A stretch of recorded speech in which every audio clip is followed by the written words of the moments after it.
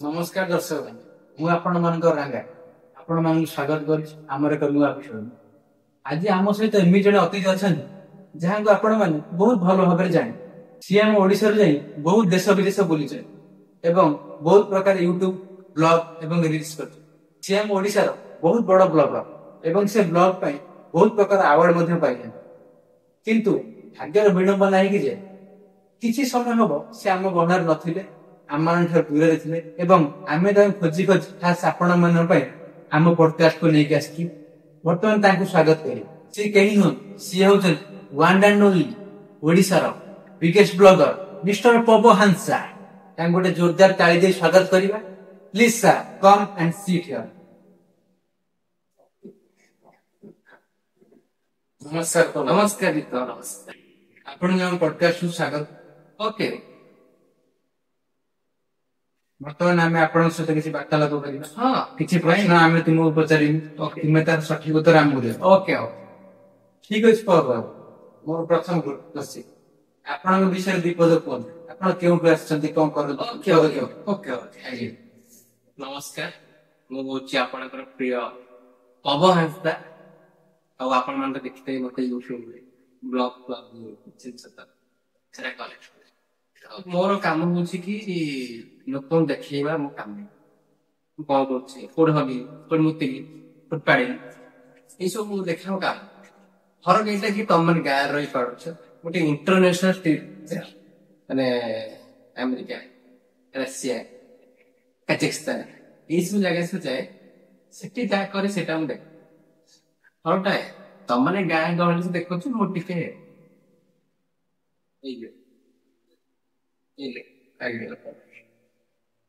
ବାବୁ, ଆପଣଙ୍କର ଏଇ ସବୁ ଭିଡିଓ କରିବାର ଆଇଡିଆ କେଉଁଠୁ ଆସିଲା? ଏଇ ୟୁଟ୍ୟୁବ ବ୍ଲଗ ରିଲ୍ସ ଆଇଡିଆ ଆପଣଙ୍କର କେଉଁଠୁ ଆସିଲା? ଦେଖନ୍ତୁ ରାଙ୍ଗା, ମୋ ସ୍ୱପ୍ନ ଥିଲା ବଡ, ସେଥିପାଇଁ ଭାବୁଥିଲି କଣ କଲେ ସ୍ୱପ୍ନ ପୂରଣ। ମୋ ସ୍ୱପ୍ନ ଥିଲା ପ୍ରବଳ ପଇସା କମେଇବା। ଆଉ କିଛି ବୁଝିପାରୁଛ? ଆଜ୍ଞା ଆଜ୍ଞା, ବୁଝିପାରୁଛି। ତ ସେଇଟା ମୁଁ ଭାବିଲି କି କେମିତି ପଇସାଟା କମେଇବି। ୟୁଟ୍ୟୁବରେ ଘାଣ୍ଟି ପକେଇଲି ହାଉ ଟୁ ମେକ୍ ମନି। ତ ମତେ ମିଳିଲା ଗୋଟେ ସୁନ୍ଦର ସଲ୍ୟୁସନ, ସେ ବ୍ଲଗ। ତ ମୁଁ ରିସର୍ଚ୍ଚ କରି ବ୍ଲଗଟା କଣ ଦେଖିଲି, ଏଇ ଖାଉଛି ଯାଉଛି ଇୟା କରୁଛି, ଏସବୁ ତ ଇଚ୍ଛି ନା। ଭାବିଲି କଣ ୟୁନିକ୍ କିଛି ଗୋଟେ ଦେଖିଲି ଆମ ବ୍ଲଗର ମାନେ ସବୁ ଆଖପାଖରେ ରହିକି କଣ କରୁଛି କଣ ନାହିଁ ଦେଖୁଛି। ମୁଁ ଟିକେ ଦେଖିଥିଲି ଏଇଠି ଉପରୁ ଟିକେ ଆଉଟ ଅଫ ଇଣ୍ଡିଆ, ସେଟା ଟିକେ ଯିବି, ସେଟା ସେଠି ଲୋକମାନଙ୍କୁ ଦେଖେଇବି କି ମୁଁ ଏଠି ଆସି କେମିତି ଚଳୁଛି। ସେଇଟା ମୁଁ ଲୋନ୍ ଫୋନ୍ କରି ଇଣ୍ଟରନ୍ୟାସନାଲ ଟ୍ରିପ୍ କରି ଆଉ ତାପରେ ପୁରା ଫେର ତ କୁହନ୍ତୁ, ଆପଣଙ୍କର ଭାଇରାଲ ଭିଡିଓଟା କୋଉଟା? ହଁ ମୁଁ ଯେ ମନେ ପଡୁଛି, ମୁଁ ଯାଇଥିଲି ରଷିଆ। ତ ମୁଁ ରଷିଆ ଟ୍ରିପରେ ଯାଏ, ତ ମୋର ଗୋଟେ ଗୋଟେ ଆଇଡିଆ କି ସବୁ ଆମ ଯୁବପିଢି ସବୁ କଣ ସବୁ ଚାହୁଁଛନ୍ତି ରଷିଆ। ତ ଭାବିଲି ଯଦି ସେଇଟା ମୁଁ ନେଇ ଆସିବି ମୋ ଭିଡିଓ, ତାହେଲେ ସତ ତିନି ଚାରିଟା ରଷିଆନ ଦେଖେଇଦେଲି, ଏଇ ରଷିଆନ ମାନେ କେମିତି ଚଳନ୍ତି କଣ କରୁଛନ୍ତି, କଣ ଲାଇଫ ଷ୍ଟୋରି ଦେଖେଇଦେଲି। ତାପରେ ତ ପୁରା ଭିଡିଓ ପୁରା ଭାଇରାଲ। ଭିଡିଓଟା ଭାଇରାଲ କେବଳ ରଷିଆ, ତାଙ୍କରି ପାଇଁ। ତ ପବାବୁ, ଆପଣ ବ୍ଲଗ କରିବା ସାଙ୍ଗେ ସାଙ୍ଗେ ଆମେ ଦେଖୁଛି ଆପଣ ଓଡିଆରେ ବହୁତ ପ୍ରକାର ଆଲବମ କରୁଛନ୍ତି। ତ ଆପଣଙ୍କ ଲକ୍ଷ୍ୟ କଣ? ସିନେମା ଇଣ୍ଡଷ୍ଟ୍ରିକୁ ଆପଣ ଯିବେ ନା ଏଇଠି ଆଲବମ କରୁଥିବେ? ମନର କଥା ପଚାରିଦେଲେ। ଆଜ୍ଞା କୁହନ୍ତୁ, ତାର ଆନ୍ସର। ହଁ ନିଶ୍ଚୟ ମୁଁ ଦେଖି ଦର୍ଶକ ମାନଙ୍କୁ ତାର ରାଙ୍ଗାଙ୍କୁ ଛୋଟବେଳୁ ମୋର ଇଚ୍ଛା ଥିଲା ଗୋଟେ ହିରୋ ଫିଲ୍ମରେ କରି ରୋମାନ୍ସ କରିବି। ଏ ଗୋଟେ ଇଚ୍ଛା ଥିଲା ଛୋଟବେଳୁ କି ମୁଁ ଟିକେ ହିରୋ। ତ ଯେହେତୁ ମୁଁ ଭାଇରାଲ ହେଇଗଲି, ଡାଇରେକ୍ଟ ତ ଦେଇକି ପଡିବି, ଚାହିଁଲେ ଛୋଟବେଳୁ ଆଲବମ କରିବି। ତାପରେ ସବୁ ବହୁତ ଅଫର ଆସିଲା, ବିଶ୍ୱାସ କରିବି ଫୋନ ଉଠେଇ ପାରିବି। ସିଏ କହୁଥିଲେ ଆସ ଟିକେ ଆମ ଗୀତ ଗୋଟେ କରିଦେବ, ସିଏ କହୁଥିଲେ ଆସ ଗୋଟେ ଗୀତ କରିଦେବ, ଚାରିଆଡେ ଫୋନ ଆସିଲା। ତ ମୁଁ ଦେଖିଲି ମୋ ପ୍ଲେସଟା ବହୁତ, ଗୋଟେ ବାଛିଲି କିଛି ବ୍ରାଣ୍ଡ ଆମର ଯେ ପ୍ରଡ୍ୟୁସର ଡିରେକ୍ଟର ଆମେ ତାଙ୍କ ସହିତ ଦିଟା ମୁଁ ଗୀତ ତ ମୁଁ ଲକ୍ଷ୍ୟ ରଖିଛି ଏଇ ଇୟର ଶେଷ ବେଳୁ ଫିଲ୍ମ କରି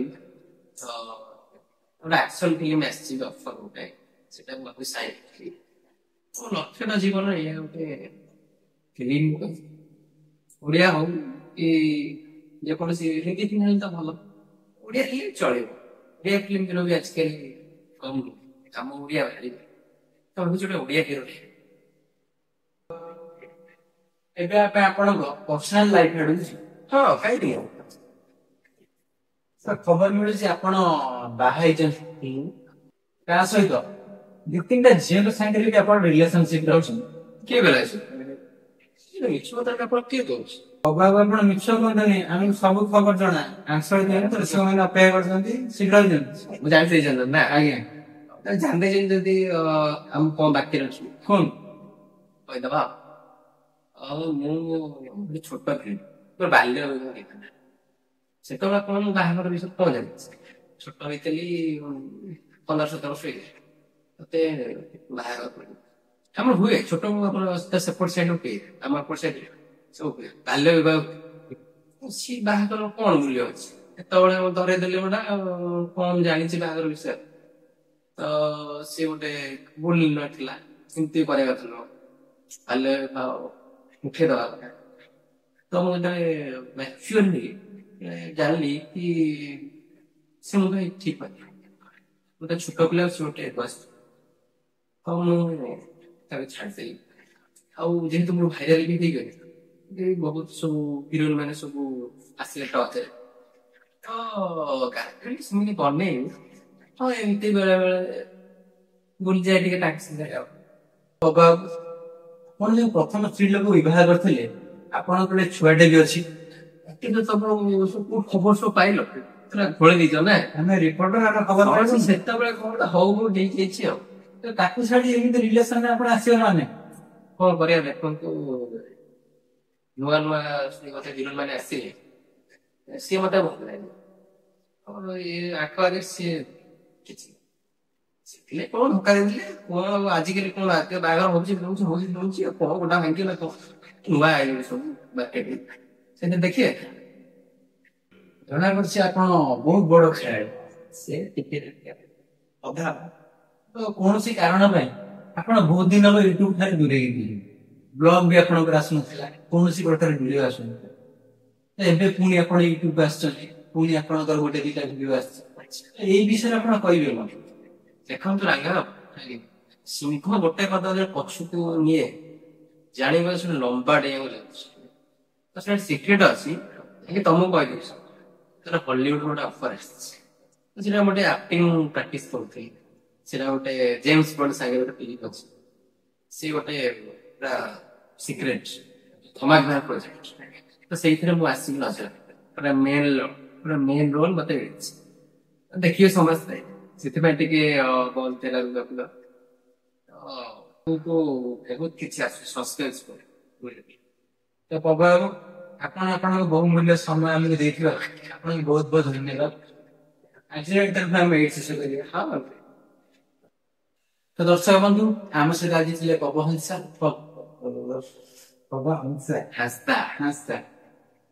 ତ ଦର୍ଶକ ବନ୍ଧୁ ଆମ ସହିତ ଆଜି ଥିଲେ ତ ଦର୍ଶକ ବନ୍ଧୁ ଆମ ସହିତ ଆଜି ଥିଲେ ପବହାଂସା ତ ଆଜିର ଏଇ ପଡକାଷ୍ଟ ଆମେ ଏଇଠି ରଖୁଛୁ ଦେଖା ପାବ ଏକ ନୂଆ ଏପିସୋଡ ରହୁଛୁ ଧନ୍ୟବାଦ କହିବେ ଲାଇକ୍ ସେୟାର ସବସ୍କ୍ରାଇବ ତ ଭିଡିଓଟି ଭଲ ଲାଗିଥିଲେ ଭଲ ଲାଗିବ ତ ଭିଡିଓଟିକୁ ଆପଣ ଲାଇକ୍ ସେୟାର ଏବଂ ସବସ୍କ୍ରାଇବ କରନ୍ତୁ ରହୁଛୁ।